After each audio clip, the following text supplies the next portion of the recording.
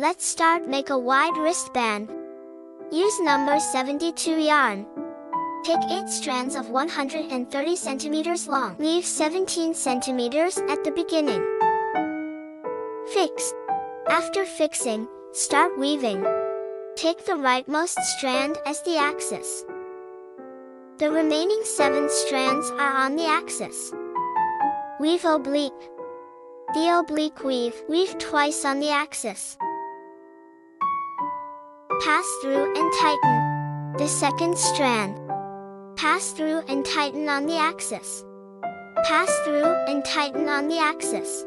This is a complete oblique weave. The remaining strands are woven according to the video. Weave the remaining strands on the axis. If you don't know how to weave an oblique weave, you can watch the video several times. It's very easy. You just need to remember. Pass through and tighten twice on the axis. This is a complete oblique weave. After weaving the first round, take the rightmost strand as the axis. The remaining 7 strands are on the axis. This is a complete oblique weave.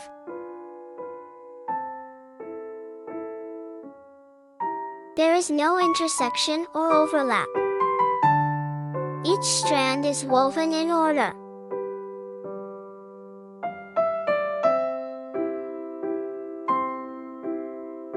Weave the remaining strands on the axis. Pass through and tighten on the axis. This is a complete oblique weave.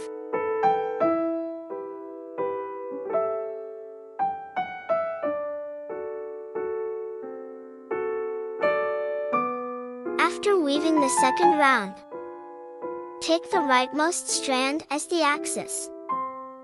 The remaining strands are woven on the axis. The weaving method is the same, so I speed up the video. The remaining strands are woven on the axis. Each round is woven in order.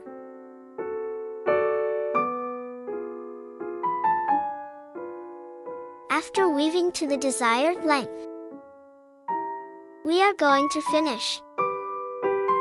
Take the rightmost strand as the axis. The remaining 6 strands are woven on the axis.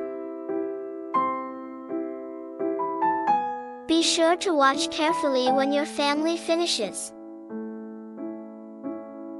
Don't miss every step, so that what you weave will be perfect. Remember not to weave the last strand. Now there are 2 strands on the left. No need to weave. When weaving the second round, take the rightmost strand as the axis. The remaining strands are woven on the axis. After the second round, there are 3 strands on the left. Take the rightmost strand as the axis. The remaining strands are woven on the axis.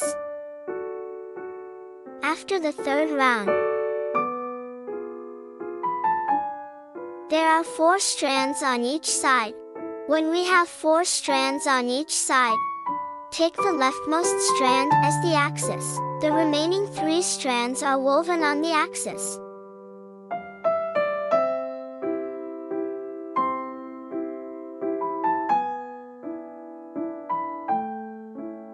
Take the rightmost strand as the axis. The remaining 3 strands are woven on the axis. When the 2 axes meet,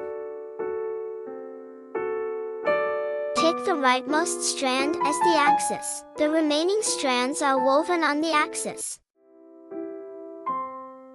After tightening, there are 4 strands on each side. Leave only the middle 2 strands. Cut off the 3 strands on the side.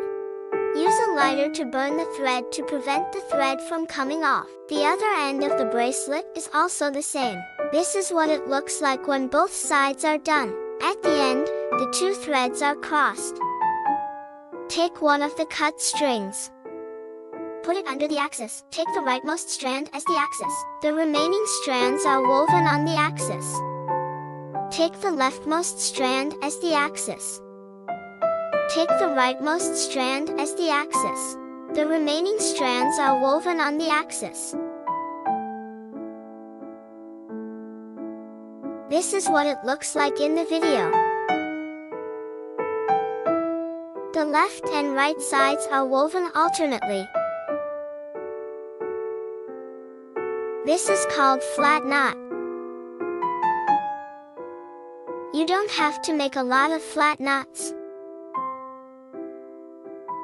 About 4 to 5 complete flat knots. I usually make 5 complete flat knots at the end. It's about 1 centimeter long. Cut off the excess thread. Burn the thread directly to prevent it from falling off. This way, the length of the bracelet is adjusted. It's easy to pull and cut. For the thread, you can burn it with a lighter. Burn the thread to make it easier to put on the beads. Put on a kaleo bead. Adjust the bead. Move to about 5.5 centimeters. The lower thread goes up to make a circle. The other thread goes around the index finger. Insert the 2 threads into the circle and tighten them separately. This is the end of the snake knot. Cut off the excess thread directly. Use a lighter to burn the thread to prevent it from falling off. A beautiful wide black wristband is complete. If you like it, you can try it. Thanks for watching the video. Don't forget to like the video and subscribe to the channel. See you in the next video.